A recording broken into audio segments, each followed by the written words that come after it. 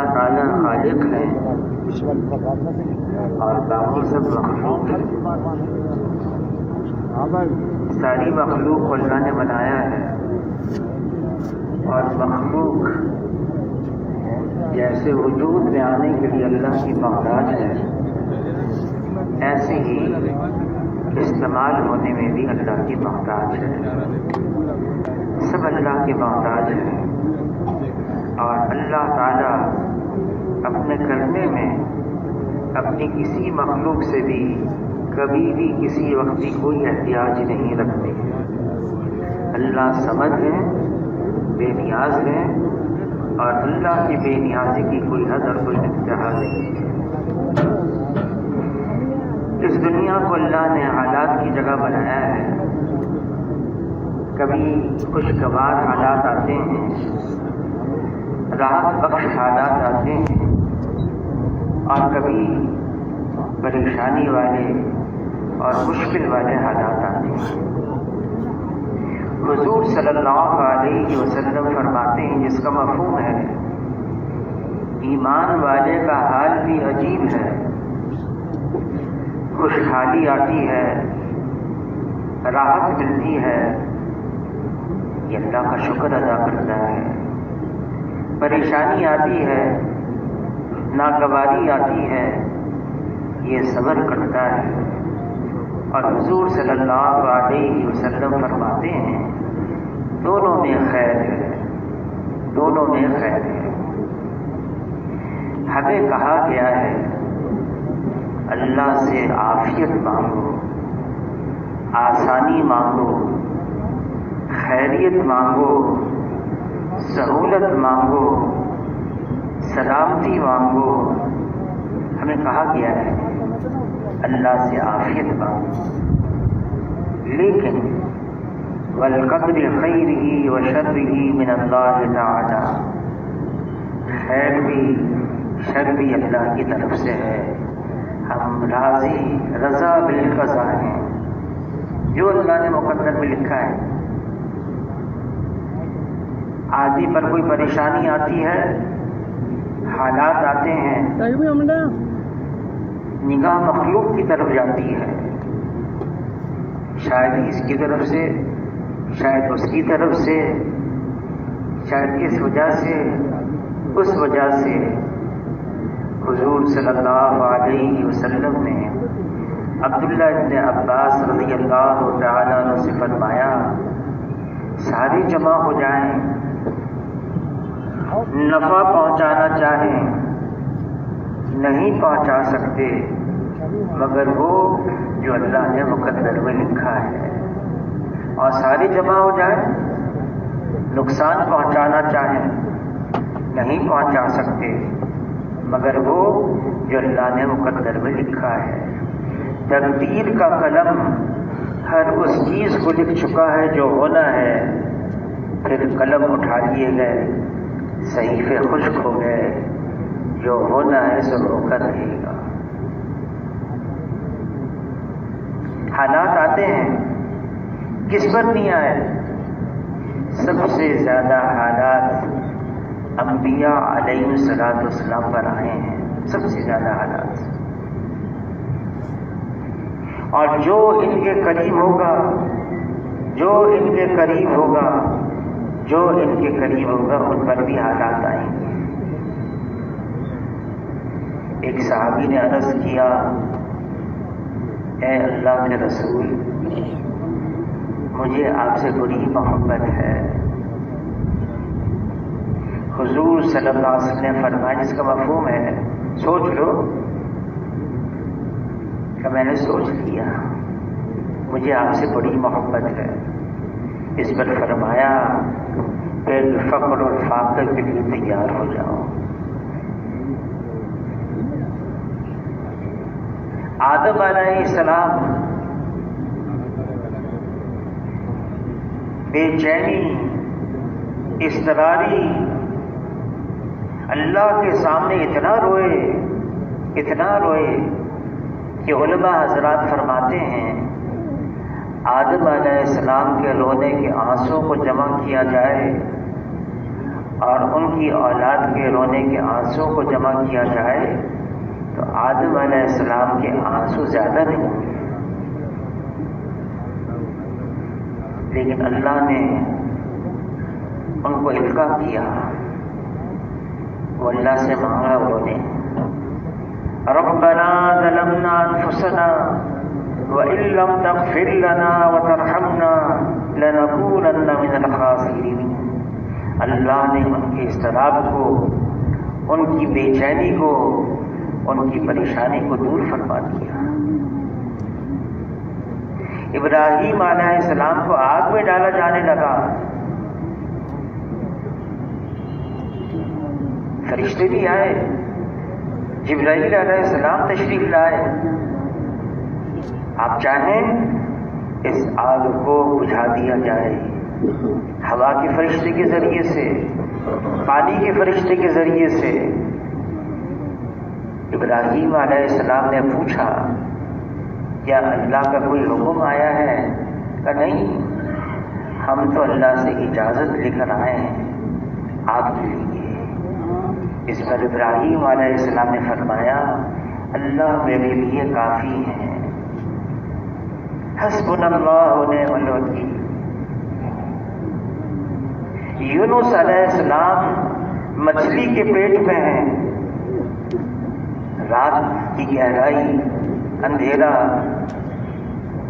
سمندر کی گہرائی، اندھیرا، مچھلی کے پیٹ کی گہرائی، اندھیرا، اللہ کو پکارا لا الہ الا انت سبحانک انی کنت من الظالمین۔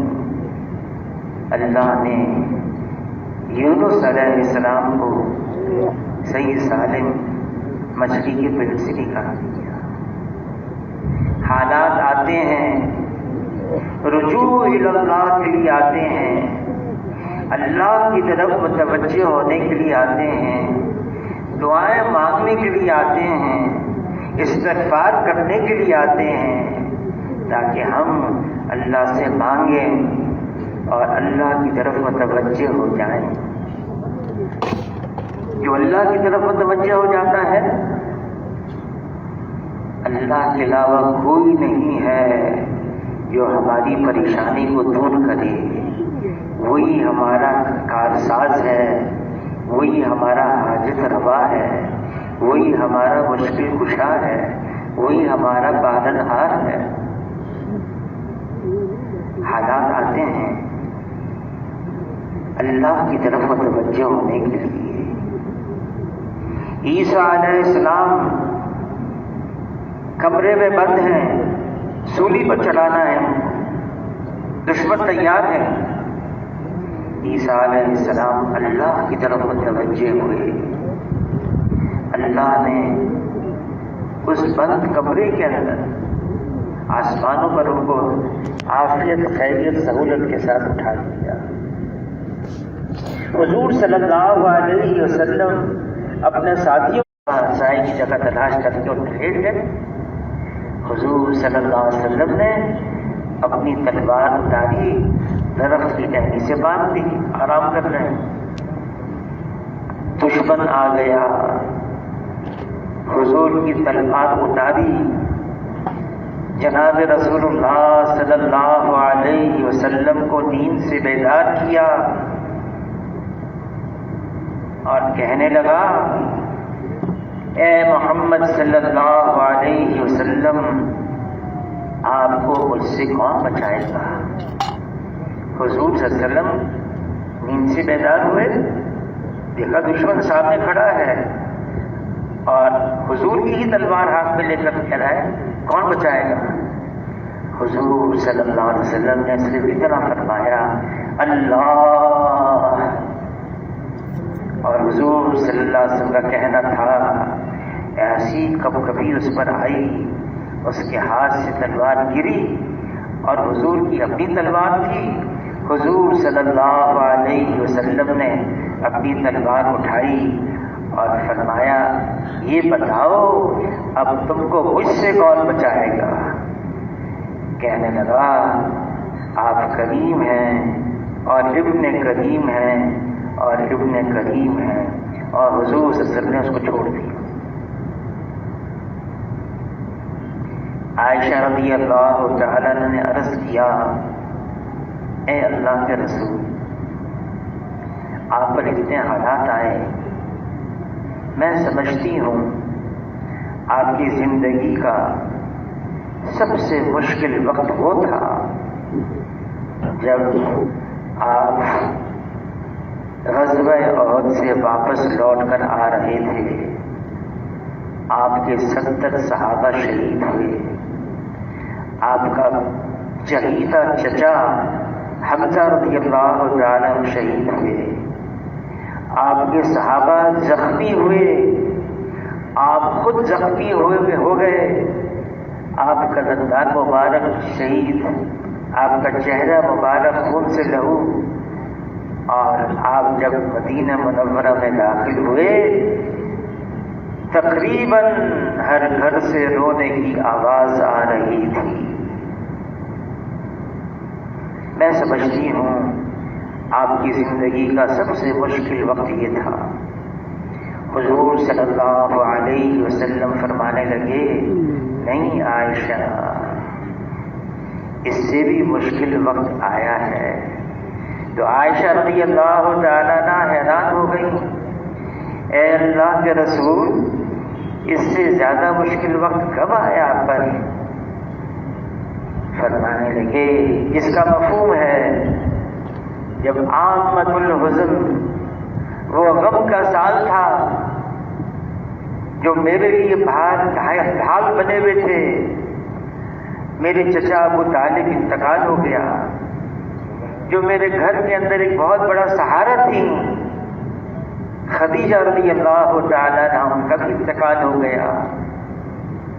میں نے رخ کیا طائف کا، 28 دن طائف کے اندر کبھی اس سے ملاقات، کبھی اس سے ملاقات،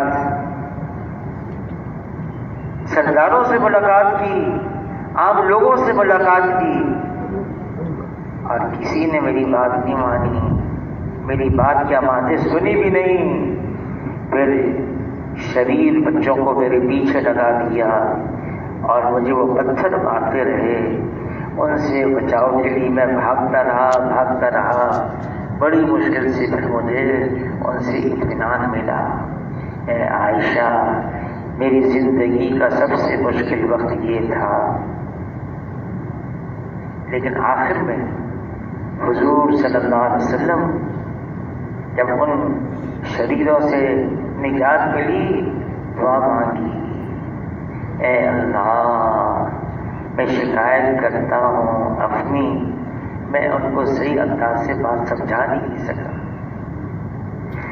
فرشتہ آ گیا، جبرائیل علیہ السلام، آپ چاہیں ان طائف والوں کو، بنی ثقیف کو، 2 پتھروں کے درمیان پیس دیا جائے۔ حضور نے فرمایا، نہیں، اگر یہ نہیں تو ان کی اولاد میں ہوں گے جو ایمان میں آئیں گے، جو اسلام میں آئیں گے۔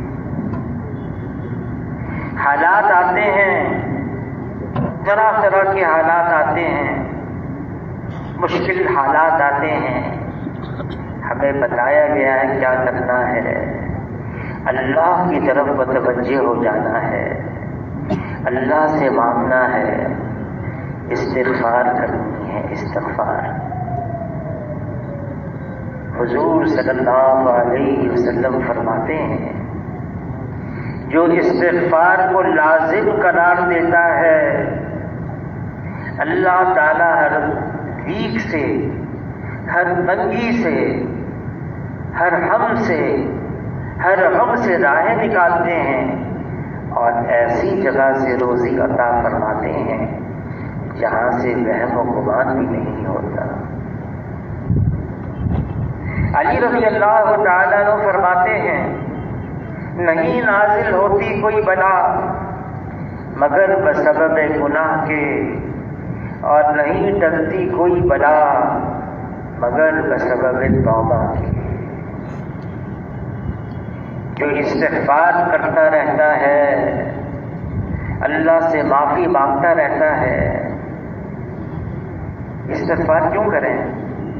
مولانا یوسف قادیلوی حضرت جی رحمۃ اللہ علیہ فرمانے لگے، ہم تو گناہوں کے سمندر میں ڈوبے ہوئے ہیں۔ حدیث قدسی ہے جس کا مفہوم ہے، اے میرے بندے،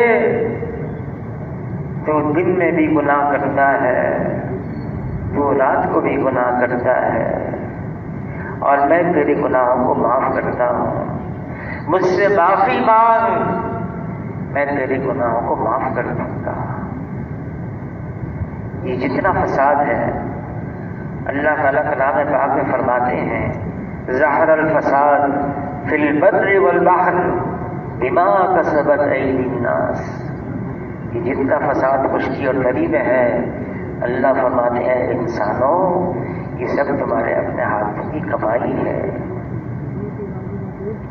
گناہوں کے مضر اثرات آدمی محسوس نہیں کرتا، لیکن اس کی جو مضر اثرات، ہاں، جزا اور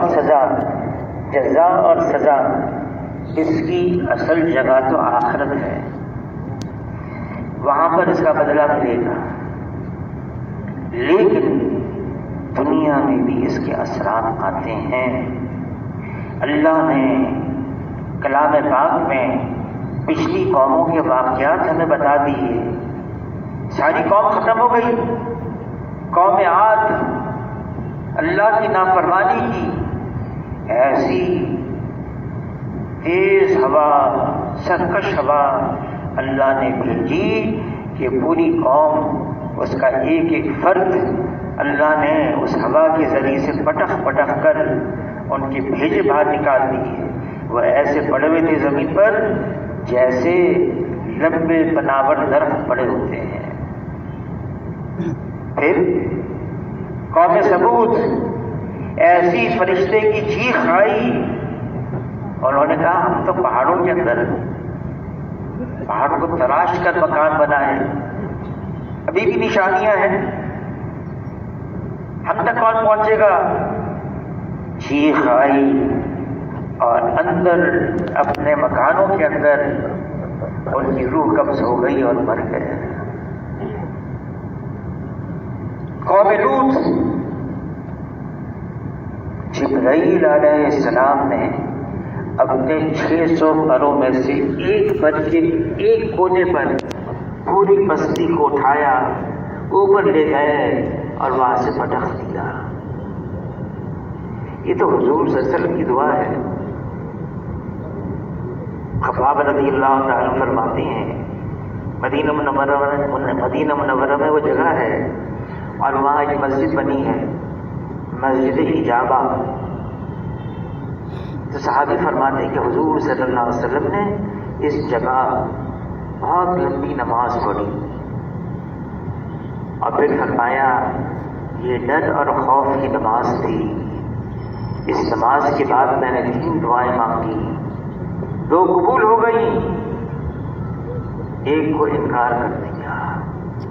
جو قبول ہو گئی، اے اللہ کوئی ایسا قحط میری امت پر نازل نہ ہو، میری ساری امت ہلاک ہو جائے، قبول ہو گئی۔ کوئی ایسا ظالم بادشاہ میری امت پر مسلط نہ ہو جائے، میری ساری امت ہلاک ہو جائے، قبول ہو گئی۔ اور تیسری دعا مانگی، ان کا آپس میں لڑائی جھگڑے نہ ہو، یہ قبول نہیں ہوگی۔ اب کیا مطلب ہے اس کا؟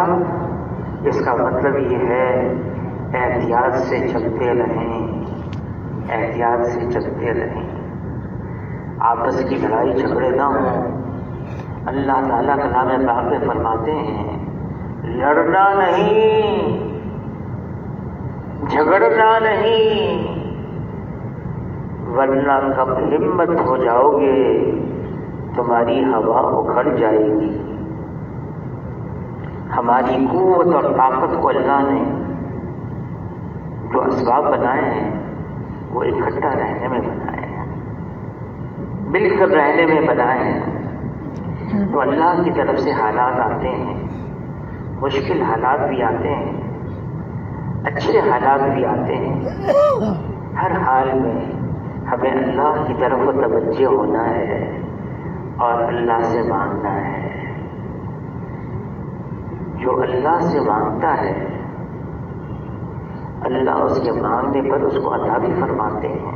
خود اللہ نے فرمایا مجھ سے مانگو میں تم کو دوں گا۔ کیا مانگنا ہے؟ فرمایا گھر میں نمک کی ڈلی نہیں، یہ بھی اللہ سے مانگو۔ جوتے کا تسمہ ٹوٹ جائے، یہ بھی اللہ سے مانگو۔ چھوٹی سی چھوٹی چیز اس کو بھی اللہ سے مانگو، اور بڑی سے بڑی چیز جنت الفردوس یہ بھی اللہ سے مانگو۔ مانگنا اللہ سے ہے، اللہ کے علاوہ کوئی نہیں جانے دے سکتا ہے۔ ہاں جب حالات آتے ہیں، انسان ہے کبھی ادھر جاتا ہے کبھی ادھر جاتا ہے۔ حضور صلی اللہ علیہ وسلم کے زمانے میں ذرا آندھی تیز چلتی، حضور صلی اللہ علیہ وسلم مسجد میں آ جاتے، نماز پڑھتے، اللہ کی طرف توجہ ہو جاتے۔ سورج گرہن ہوتا، چاند گرہن ہوتا، حضور مسجد میں آتے اور اللہ کی طرف متوجہ ہو جاتے۔ آج اللہ کے ساتھ جو ہمارا تعلق ہونا ہے وہ نہیں ہے۔ اس نے ہمیں بنایا ہے ساری مخلوق کو، اور پھر حضور فرماتے ہیں الخلق عیال اللہ، یہ ساری مخلوق اللہ کا کنبہ ہے۔ ساری مخلوق میں انسان ہیں، انسان کے اندر مسلمان بھی ہیں، غیر مسلم بھی ہیں، جانور بھی ہیں، پرندے بھی ہیں، درندے بھی ہیں، حیوانات بھی ہیں، جمادات بھی ہٹا دیا۔ فرمایا یہ بھی نیکی ہے، دوسرے کے لیے خیر خواہی میں زندگی گزار رہا تھا۔ اپنے لیے تو سب جیتے ہیں، اوروں کے لیے جینا یہ حضور صلی اللہ علیہ وسلم نے بتایا ہے۔ بھیجی گئی ہے نفع رسانی کے لیے، لوگوں کو فائدہ پہنچانے کے لیے۔ ہمیں تعلیم ایسی دی گئی ہے فائدہ پہنچاؤ، نقصان نہیں، اور اگر کسی کی طرف سے نقصان پہنچے تو حضور صلی اللہ علیہ وسلم علی رضی اللہ تعالیٰ عنہ سے فرماتے ہیں علی تمہیں اولین و آخرین کے بہترین اخلاق بتاؤں؟ کوئی ظلم کرے اس کو معاف کرو، کوئی برائی کرے اس کے ساتھ بھلائی کرو، کوئی عطا سے محروم رکھے اس کو عطا کرو، ظلم پر معاف کرو، کوئی غصہ کرے صبر کرو، میں بھی کچھ ہوں، کوئی پریشان کرے صرف نظر کرو۔ اس کا مفہوم ہے اگر رائے کے دانے کے برابر بھی برداشت کرو، بڑائی آ گئی، تکبر آ گیا، کبر آ گیا، رائے کے دانے کے برابر بھی اگر کبر آ گیا، جنت دور، جنت کی خوشبو بھی نہیں سونگے گا۔ اللہ ہم سب کی حفاظت فرمائے۔ حضور صلی اللہ علیہ وسلم نے امت کی تعلیم کے لیے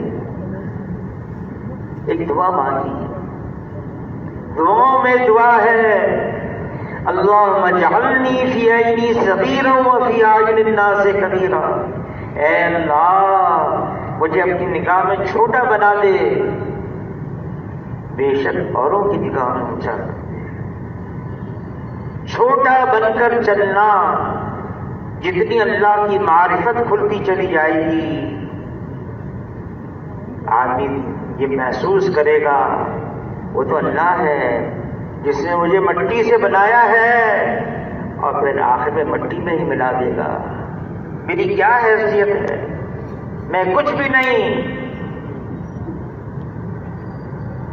وہ تو جب کچھ 2-4 پیسے مل جائیں، کچھ عہدہ مل جائے، کچھ منصب مل جائے، بس فرعون کہنے لگا یہ ملک مصر میرا ہے، باغات میرے ہیں، محلات میرے ہیں، نہریں میری ہیں، انا ربکم الاعلی، میں سب سے بڑا رب ہوں. اللہ نے فوراً ہی پکڑا.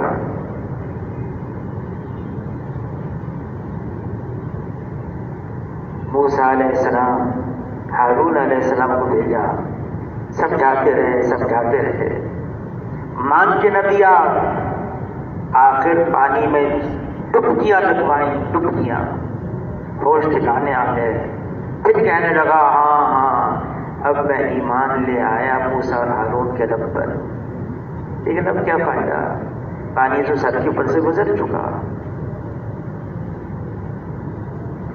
پڑھائی صرف اللہ کے لیے ہے. عاجزی، انکساری، تواضع.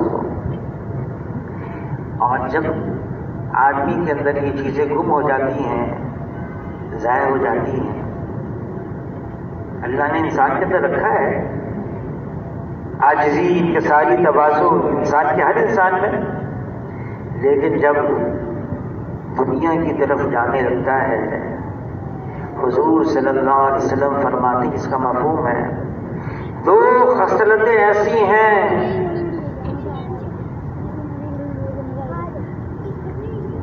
جیسے بھوکے بھیڑیوں کو بکریوں کے ریوڑ میں چھوڑ دیا جائے.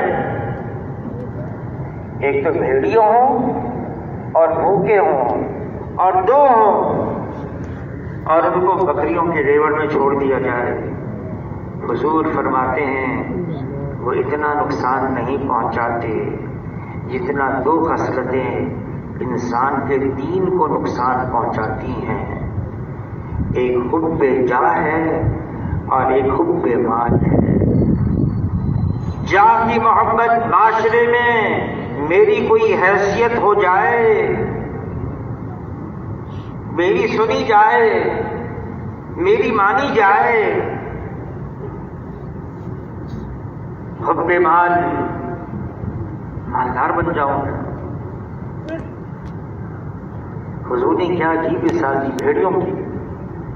بھیڑی کی عجیب خصلت ہے.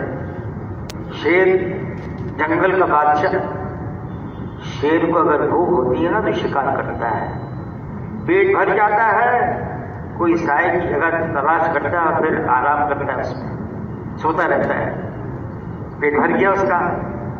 بھیڑیا ایسا نہیں ہے. بھیڑیے کے سامنے شکار آئے، اس پر حملہ کرتا ہے، اس کی جان لیتا ہے. اس کی نگاہ دوسری شکار پر پڑتی ہے، اس کی طرف جاتا ہے، اس کی جان لیتا ہے، اس پر حملہ کرتا ہے. تیسری پر نگاہ پڑتی ہے، اس پر حملہ کرتا ہے، اس کی جان لیتا ہے. کھاتا تو نہیں ہے، جان لیتا رہتا ہے. فرمایا بھیڑیے ہوں اور بھوکے ہوں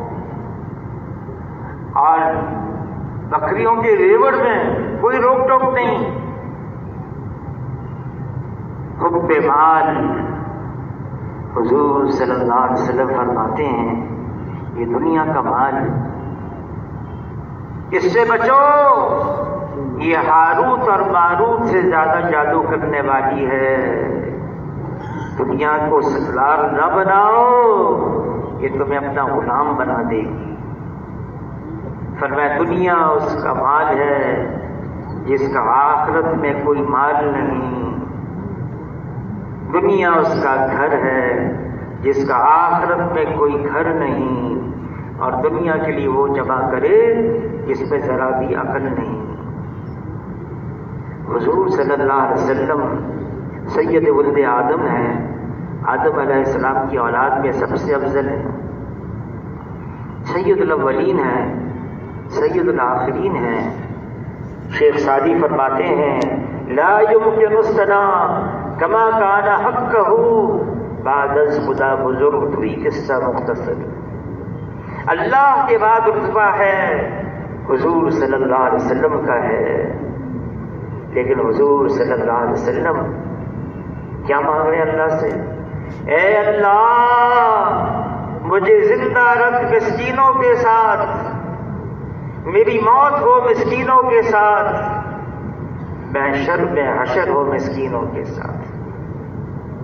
زمین اور آسمان کے خزانوں کی چابیاں حضور صلی اللہ علیہ وسلم کے قدموں میں رکھ دی گئیں، حضور نے اس کو قبول نہیں کیا، آخرت کو ترجیح دی۔ جبرائیل علیہ السلام آئے، عرض کیا اللہ کے رسول آپ چاہیں آپ کے لیے مکے کے پہاڑ کو سونے کا بنا دیا جائے، جہاں آپ چلیں یہ سونے کا پہاڑ آپ کے ساتھ چلے۔ حضور نے قبول نہیں کیا، دعا مانگی، اے اللہ ایک دن کھانے کو مل جائے، اتنا مل جائے کمر سیدھی ہو جائے، اس پر میں تیرا شکر ادا کروں، اور ایک دن میرا فاقے سے گزرے، اس پر میں صبر کروں۔ اور ساری امت کو ترغیب دی، کن فی الدنیا کأنک غریب وعابر سبیل، دنیا میں ایسے رہو جیسے مسافر، بلکہ راہ چلتا ہوا مسافر۔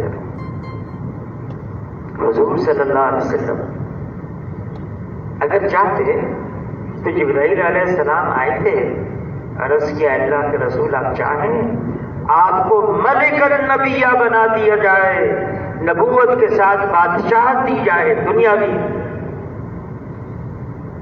تھے ایسے نبی دنیا میں، سلیمان علیہ السلام، داؤد علیہ السلام، یوسف علیہ السلام۔ اب چاہیں آپ کو ملک النبیہ بنا دیا جائے، یا آپ چاہیں آپ کو عبد النبیہ بنا دیا جائے۔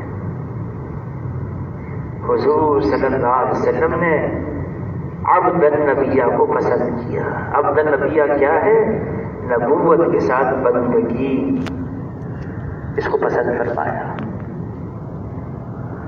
اور واقعی حضور کی زندگی ایسی تھی، 2 مہینے لگاتار گھر میں کھانا پکانے کے لیے آگ جلانے کی نوبت نہیں آتی تھی۔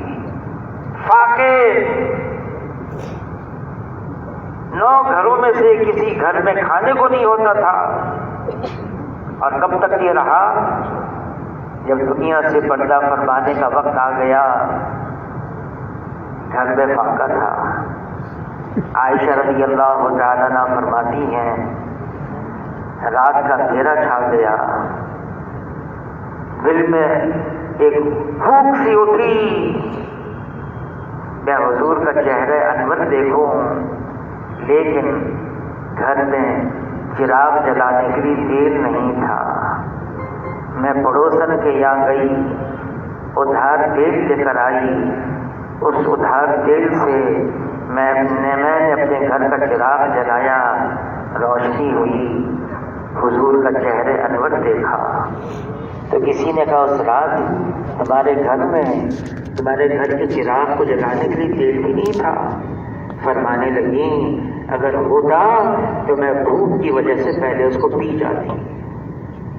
یعنی حضور دنیا سے پردہ فرما رہے ہیں اور گھر میں فاقہ ہے اختیاری۔ حضور صلی اللہ علیہ وسلم فرماتے ہیں، جس کا مفہوم ہے یہ دنیا کی محبت ہر خطا کی جڑ ہے، یہ دنیا کی محبت ہر خطا کی جڑ ہے۔ بعض صحابہ تھے، مالدار تھے، عثمان غنی رضی اللہ تعالیٰ عنہ مالدار تھے، سخی بھی تھے، فیاض بھی تھے۔ عبد الرحمن بن عوف رضی اللہ تعالیٰ عنہ مالدار تھے، سخی بھی تھے، فیاض بھی تھے، ایسے گزرے صحابہ۔ لیکن صحابہ کی اکثریت، پوری صف صحابہ کی پوری صف بھوک کی وجہ سے گر جاتی۔ حضور صلی اللہ علیہ وسلم نماز پڑھ کر جماعت کے ساتھ نماز ہوئی، صحابہ کی طرف متوجہ ہوئے۔ ایک صحابی نے دیکھ لیا حضور کے چہرے کے اثرات گئے، رات کو آئے، مٹھی بھر کھجوریں لے کر آئے، اے اللہ کے رسول آج سارا دن میں نے محنت کی ہے، یہ مٹھی بھر کھجوریں میں نے اجرت میں کمائی ہے اور میں نے آپ کے لیے پیش کر رہا ہوں آپ کے لیے۔ کیوں؟ اے اللہ کے رسول فجر کی نماز کے بعد میں نے جب آپ کے چہرے کو دیکھا سمجھ گیا آپ کے چہرے پر فاقہ ہے، میں محنت کی، یہ کھجوریں آپ کے لیے لے کر آئی۔ حضور نے فرمایا تم کو مجھ سے محبت ہے؟ میں نے کہا مجھے آپ سے بڑی محبت ہے۔ فرمایا پھر مصائب کے لیے تیار ہو جاؤ۔ عجیب بات فرما دی، مصائب کے لیے۔ ایک بزرگ گزرے ہیں مولانا اسلم صاحب، ملتان میں ہوتے تھے تو رائے کا اس وقت اجتماع سالانہ مرکز نہیں ہوتا تھا، مرکز بھی چھوٹا تھا، بیان فرما رہے تھے۔ بیان فرمانے لگے دیکھو اللہ سے تو ہمیشہ عافیت مانگنی ہے، سہولت مانگنی ہے، خیریت مانگنی ہے، سلامتی مانگنی ہے، اللہ سے ہمیشہ یہ مانگنی، لیکن ایمان کے ساتھ مشکلات بھی آتی ہیں۔ فرمانے لگے ایک صحابی بڑی محبت اپنی بیوی سے، بیوی نے بڑی خدمت کی، ایک دن خوش ہو کر وہ صحابی بیوی سے کہنے لگے صحابیہ مانگو کیا مانگتی ہو؟ بیوی نے کہا مجھے طلاق دے دو۔ صحابی ہے نا، کیا ہو گیا؟ کوئی غلطی، میں نے کوئی تکلیف پہنچائی؟ کا نہیں۔ تو صحابی نے کہا ٹھہر جاؤ، میں نے خود کہا تم سے مانگو کیا مانگتی ہو۔ ایسا کرتے ہیں حضور کی خدمت میں جاتے ہیں اور حضور کے سامنے یہ سارا مسئلہ رکھتے ہیں۔ حضور کے پاس جانے لگے اپنے گھر سے، میاں بیوی ہیں، صحابی ہیں، صحابیاں ہیں، راستے میں ٹھوکر لگی، صحابی کو گرے، سر پہ چوٹ لگی، خون نکلنے لگا۔ بیوی نے کہا واپس چلو، کہا نہیں پہلے یہ مسئلہ حل ہو جائے، کوئی بات نہیں، تھوڑا سا خون نکلا ہے، نہیں چلو واپس گھر چلو۔ صحابی نے کہا بھائی مسئلہ تو حل ہو جائیں گے، حضور کی خدمت میں جس کے لیے جا رہے تھے۔ کہا ہو گیا۔ کہا کیا ہوا، کیسے حل ہو گیا؟ کہا جب سے میں تمہاری نکاح میں آئی ہوں میں نے تمہارے سر میں درد کو بھی محسوس نہیں کیا ہوتے تھے، مجھے خدشہ ہوا، مجھے ڈر ہوا کہیں تو منافق تو نہیں ہو، لیکن اللہ نے حضور کے پاس پہنچنے سے پہلے دکھا دیا مجھے نہیں یہ مسلمان ہے، یہ ایمان والا ہے۔ ٹھوکر لگی، سر پہ چوٹ آ گئی، خون بھی نکل گیا۔ معاملہ تو اللہ سے ہمیشہ عافیت ہے، ایمان کا یہ حصہ ہے۔ اللہ تعالیٰ کلام پاک میں فرماتے ہیں ہم نے تو پچھلی قوموں کو بھی آزمایا ہے، ہم تمہیں بھی آزمائیں گے۔ ہمیں پتہ تو چلے لا الہ الا اللہ میں کون سچا ہے اور لا الہ الا اللہ میں کون سچا نہیں ہے۔ مولانا جلال الدین رومی رحمۃ اللہ علیہ نے اپنے مثنوی میں لکھا ہے لیلا مجنون کے قصے۔ روز لیلا کے گھر سے کھانا جاتا، لیلا لیلا کرنے والے بہت سارے جمع ہو گئے۔ باندی کہنے لگی اتنے جمع ہو گئے، اصل کون ہے پتہ ہی نہیں چل رہا۔ لیلا نے کہا کوئی مشکل نہیں، آج تشتری خالی جائے گی، ایک چھری ہوگی اس پر، تم جا کے اعلان کرنا آج لیلا کی طرف سے کوئی کھانا نہیں، بلکہ لیلا کی طرف سے یہ فرمائش ہے مجنو اپنے چہرے کا گوشت نکال کے دے دے۔ باندی خالی تشتری، چھری، سارے جمع، اعلان کیا آج کوئی کھانا نہیں۔ لیلا نے تو مجنوں کے چہرے کا گوشت مانگا ہے، سب بھاگ گئے، ایک رہ گیا۔ اس نے تشتری اٹھائی، چھری لی، پیشانی سے کچھ گوشت، کچھ گال سے گوشت، کچھ ناک سے گوشت، چہرہ پونا پون کر دیا۔ باندی واپس آئی اور لیلا کو سارا قصہ سنایا۔ لیلا نے کہا یہ کون سی مشکل بات ہے معلوم کرنا؟ ہاں مانگنا اللہ سے عافیت چاہیے، لیکن آزمائشیں آئیں گی۔ جتنی آزمائشیں اس امت کے لیے اللہ نے رکھی ہیں، اتنی آزمائشیں کبھی کسی پچھلی امتوں کے لیے نہیں رکھی۔ وہ آزمائشیں جانوں پر آئی، مال پر آئی، ایمان پر آزمائشیں آنا باقی ہے۔ جیسے فتنہ دجال ہے، فتنہ یاجوج اور ماجوج ہے، فتنہ دابۃ الارض ہے، یہ سارا اس امت کے لیے ہے۔ اور جیسے اللہ نے پچھلی فتنوں سے، پچھلی آزمائشوں سے اس امت کو عافیت کے ساتھ نکالا ہے، آئندہ بھی اللہ تعالیٰ اس امت کو آنے والے آزمائشوں سے نکالتے چلے جائیں گے انشاءاللہ۔ بس اللہ کی طرف متوجہ ہونا ہے، اللہ سے مانگنا ہے، گناہوں کو چھوڑنا ہے۔ دیکھو ایک صحابی ہے، اپنے لشکر کو دریائے دجلہ سے پار کرنا ہے، انہوں نے نگاہ دوڑائی اپنی فوج پر، اور نگاہ دوڑانے کے بعد کہنے لگے ہاں میری فوج میں کوئی کبیرہ گناہ کرنے والا نہیں ہے، دوڑا دو اپنے گھوڑوں کو اس دریا کے اوپر۔ پوری فوج اس دریا پر ایسے چلنے لگی جیسے زمین پر چلتی ہے، گھوڑوں کے سم بھی بھیگے نہیں ہوئے۔ گناہوں کی وجہ سے، اللہ کی نافرمانی کی وجہ سے اللہ سے دوری پیدا ہو جاتی ہے، بندے اور اللہ کے درمیان پردہ حائل ہو جاتا ہے۔ عبداللہ ابن عباس رضی اللہ تعالیٰ عنہ فرماتے ہیں گناہ کرنے کا فوری اثر یہ ہوتا ہے چہرے کی رونق ختم، دل میں ظلمت، بدن میں کمزوری، لوگوں کے دلوں سے اس کی محبت ختم ہو جاتی ہے۔ یہ عبداللہ ابن عباس رضی اللہ تعالیٰ فرماتے ہیں۔ سزا جزا آخرت میں، لیکن دنیا میں اس کے فوری اثرات یہ پڑتے ہیں۔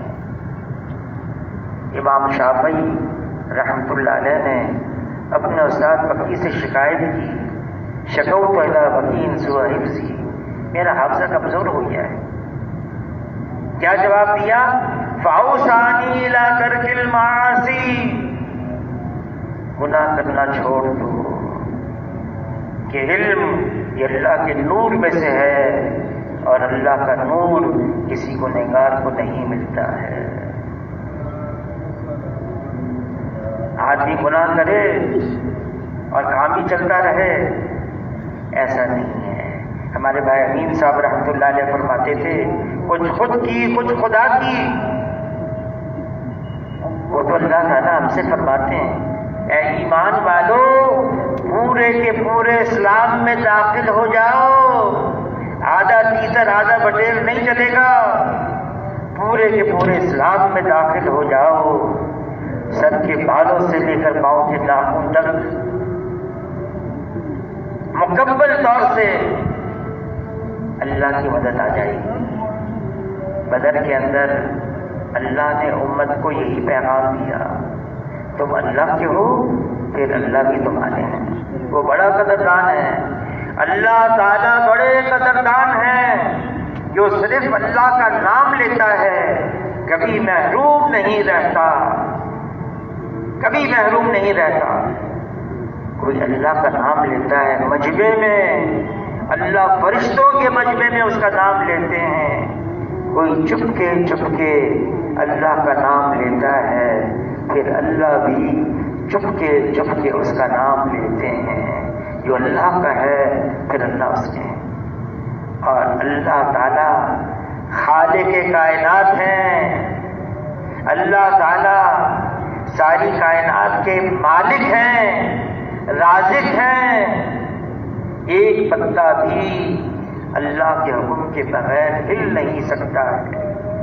اللہ کی قوت، اللہ کی طاقت، اللہ کی قدرت اتنی زبردست ہے، کوئی اللہ کو عاجز کر نہیں سکتا، نہ زمین پر نہ آسمان پر. جس نے اللہ کو اپنے ساتھ لے لیا پھر اس کو کس بات کا غم ہے؟ اللہ تعالیٰ نے بدر میں 1000 فرشتوں کو، 2000 فرشتوں کو، 5000 فرشتوں کو اتارا. پھر فرما دیا یہ تو صرف دل کے سکون کے لیے اتارا ہے، ورنہ اللہ تعالیٰ کافی تھے اور کافی ہیں. اللہ ہم سے فرما رہے ہیں، آپ سے مجھ سے کلام پاک کے اللہ فرما رہے ہیں، کیا میں اپنے بندے کے لیے کافی نہیں ہوں؟ اللہ ہمارے لیے کافی ہے.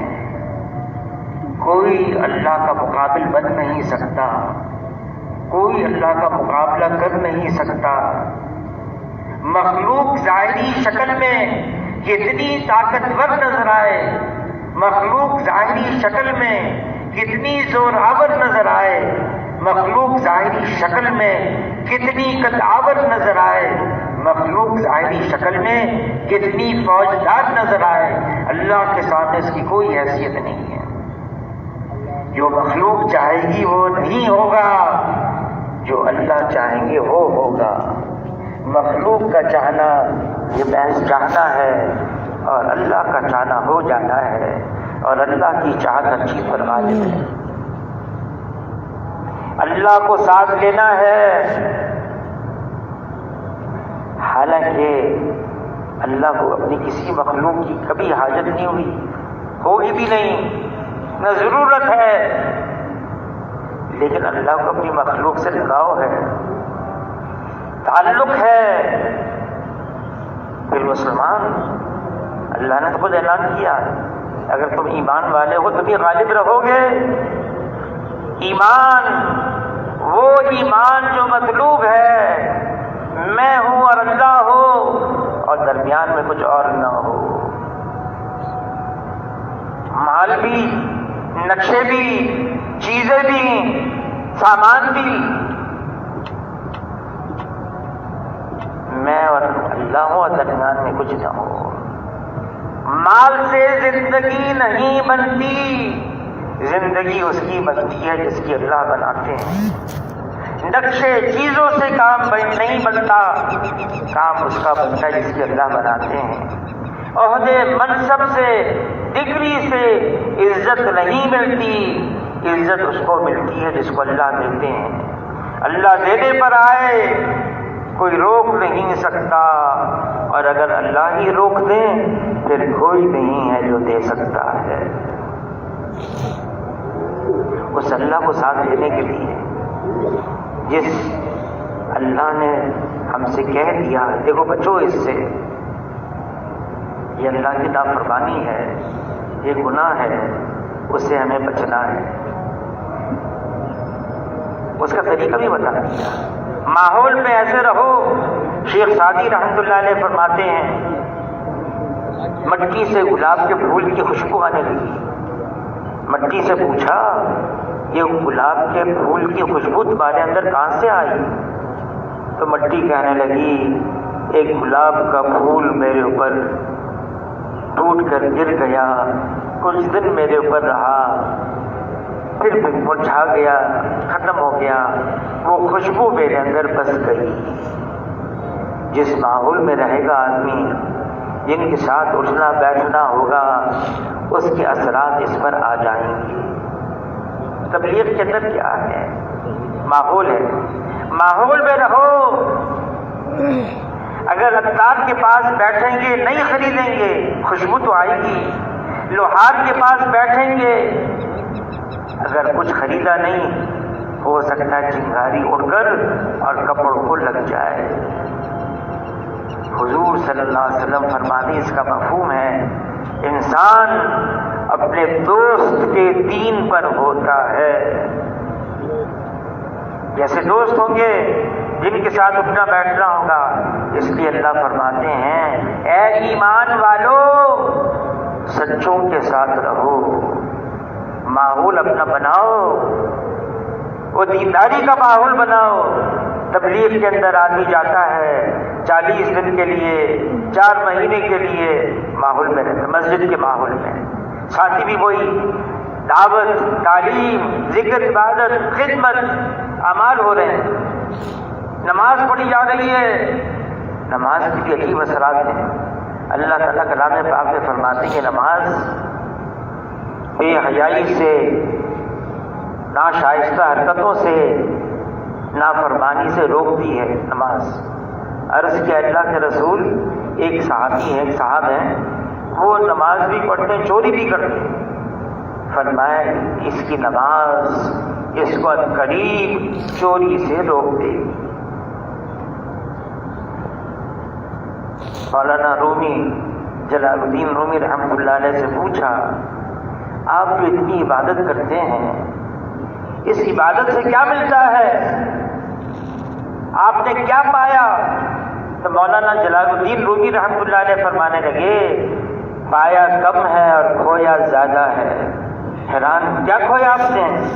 دنیا کی محبت میں نے کھو دی، گناہوں کی لذت زبان سے ختم ہو گئی، تکبر ختم ہو گیا، دوسرے کو حقیر سمجھنا میں نے کھو دیا. عبادت سے آدمی بن جاتا ہے. تو یہ اللہ کے راستے میں نکلنا اس لیے ضروری ہے، آدمی اس سے بنتا ہے. بس یہ ہے اللہ کے لیے جانا ہو، اخلاص، للہیت، کوئی اور غرض نہ ہو. یہ نفس اور شیطان یہ ایسے ظالم ہیں، یہ اپنا حصہ نکال دیتے ہیں. نیت خراب ہو گئی، میں اس کے ساتھ بھلائی کروں گا، یہ بھی میرے ساتھ بھلائی کرے گا، بس نیت ہی خراب ہو گئی. مجھے کوئی غرض نہیں کسی سے، مجھے لینا ہے تو اللہ سے لینا ہے. مولانا یوسف خان دہلوی حضرت جی فرمانے لگے تبلیغ کا کام ہے اللہ سے لو، مخلوق خدا کی خدمت کرو. اللہ سے لو اور مخلوق خدا کی خدمت کرو. تو اس کے لیے تبلیغ کے اندر وقت لگانا، 4 مہینے 40 دن کے لیے اللہ کے راستے میں نکلنا ہماری ضرورت ہے، ہماری ضرورت ہے. پھر اس کے علاوہ جب اللہ نے فرما دیا قرآن پاک میں تو بہترین امت ہو، تمہیں تو اوروں کی بھی فکر کرنی ہے. کوئی زمین کا رہنے والا انسان یہ جہنم میں نہ جائے بلکہ سارے کے سارے جنت میں جانے والے ہو جائیں. اس زمین کے اوپر اللہ کی نافرمانی مٹتی چلی جائے اور یہ اللہ کی زمین پر اللہ کی فرما برداری عام ہوتی چلی جائے. یہ ذمہ داری ہماری ہے. پہلے انبیاء علیہ السلام آتے اور محنت کرتے، اب تو حضور صلی اللہ علیہ وسلم کے بعد کوئی نیا نبی بھی نہیں آئے گا. سارا کام ہمیں کرنا ہے. جب اس کے لیے فرمائیں 4 مہینے کے لیے 40 سوشل میڈیا پر سب سے قدیم اور سب سے ریلائبل برانڈ www.darsequran.com